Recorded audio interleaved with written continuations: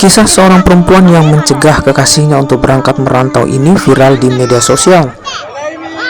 Sang gadis berusaha keras agar sang kekasih tak naik ke kapal dan pergi merantau. Meski telah dihalangi petugas, sang gadis tetap merontah. Perjuangan gadis ini pun akhirnya berbuah manis.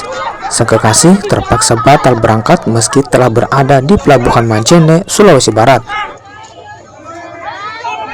Sorak-sorai penumpang lain pun menggema. Meskipun berangkatan mereka tertunda hingga 20 menit akibat aksi pasangan kekasih ini. Belakangan diketahui, pria tersebut dikenal dengan nama Bojes dan sang perempuan bernama Lia. Bojes akhirnya mengurungkan niatnya untuk merantau ke Kalimantan Selatan demi membantu ekonomi keluarga dan mengumpulkan modal menikah.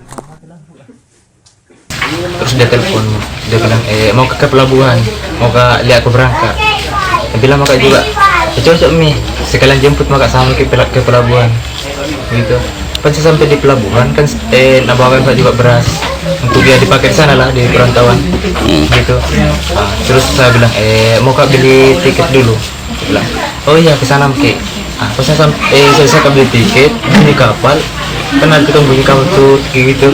Ya, terus dia bilang, dia tarik baju kan, dia tarik, baru dia bilang, mau kak ikut. Di situ sempat kaget kan, tidak ada yang bisa kalau bilang, mau ikut karena sudah minta izin juga.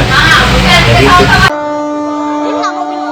Peristiwa ini viral di berbagai platform media sosial, ditonton jutaan kali dan mendapat ribuan komentar. Tak sedikit warganet yang tergerak untuk membantu pasangan ini agar segera menikah. Kini sumbangan terus mengalir, mulai dari seperangkat alat sholat, tenda pelaminan, hingga uang tunai.